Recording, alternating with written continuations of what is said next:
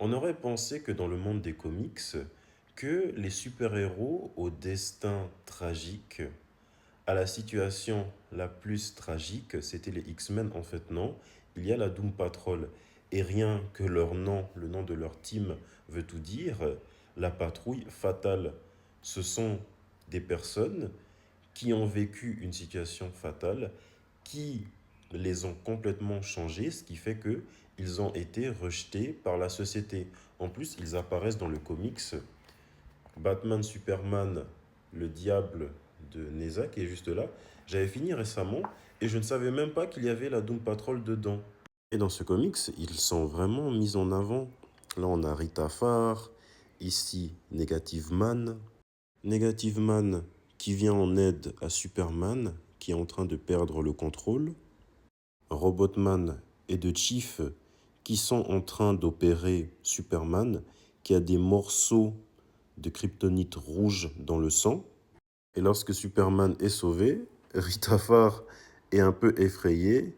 Me dis pas que Batman sourit. Robin qui dit ça lui arrive. Et c'est nous que tu trouves flippant. Qui ne trouve pas flippant lorsque Batman est en train de sourire. Mais ouais, c'est un petit peu tragique parce que les membres de la Doom Patrol sont considérés comme flippants. La Doom Patrol, on pourrait les comparer aux membres des Quatre Fantastiques, car non seulement les deux équipes sont apparues en 1963, les deux équipes ont eu leur destin changé à cause d'un accident extraordinaire. Les Quatre Fantastiques, ils ont changé et ils sont acceptés par la société. Là où la Doom Patrol, ils ont changé et sont refusés, voire rejetés par la société. Les X-Men, on pourrait aussi les comparer aux membres de la Doom Patrol. Tout comme eux, ils sont rejetés par la société car ceux-ci, ils sont des mutants. Cependant, la plupart des mutants des X-Men, ils ont une apparence normale. Ils ressemblent à des humains normaux. A contrario, des membres de la Doom Patrol, certains d'entre eux, ils ne ressemblent pas vraiment à des humains, même si ils sont gentils. Les membres de la Doom Patrol sont des gentils. Cependant, ils essayent de vivre malgré leur trauma. Dans la Doom Patrol, il y a souvent 4 membres au total, voire plus. Il y a The Chief, le fondateur de l'équipe, un génie scientifique qui se déplace en fauteuil roulant. C'est lui qui leur donne les instructions. Il est également leur mentor.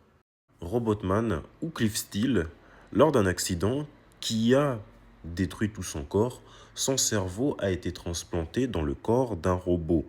Il a une super force, une résistance exceptionnelle.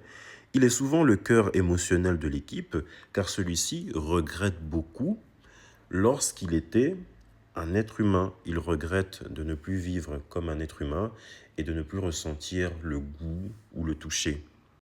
Rita Farr, c'était une ancienne actrice. Elle a le pouvoir de grandir à une taille gigantesque ou de rétrécir. Dans certaines versions, elle peut même déformer son corps. Et ça, c'est l'instabilité de ses pouvoirs qui rend son corps déformé. On a pu le voir dans la série. Elle a longtemps été complexée par ses pouvoirs. Negative Man ou Larry Trainor, je trouve que c'est le membre le plus stylé de l'équipe, surtout avec ses bandages. C'était un ancien pilote d'essai. Lors d'un vol expérimental, celui-ci s'est aventuré un peu trop haut. Il a traversé un nuage de radiation cosmique inconnue. Ces radiations ont surchargé non seulement l'avion et frappé de plein fouet le corps de Larry, ce qui fait que il a fusionné avec l'esprit négatif et maintenant il est une entité d'énergie pure. Il a fusionné avec elle et il ne peut plus la quitter. Je dirais que Larry, c'est le membre le plus puissant de la Doom Patrol, si ce n'est l'un des membres les plus puissants de la Doom Patrol. Le problème, c'est qu'il peut seulement utiliser son pouvoir pendant 60 secondes. Il peut projeter un être d'énergie extrêmement puissant. Il peut devenir également intangible. Il peut aussi manipuler l'énergie, des décharges d'énergie explosive, perturber les systèmes électroniques ou les machines. Cependant, son corps doit souvent rester enveloppé de bandages et c'est un personnage beaucoup marqué par la solitude.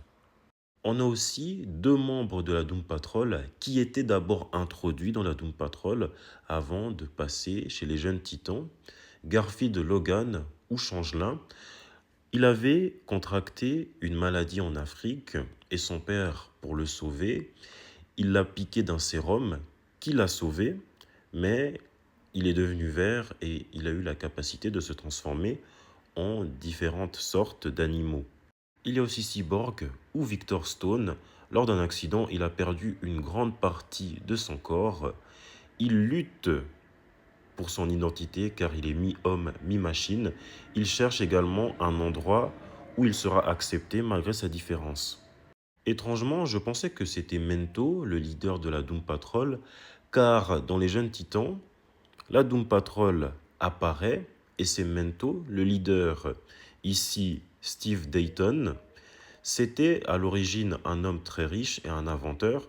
Il avait créé un casque psychique appelé le Mento Helmet qui lui confère des pouvoirs psychiques, télépathie, télékinésie, contrôle mental, illusion et attaque mentale. Cependant, plus il utilise le casque, plus il devient instable, mégalomane et parfois paranoïaque.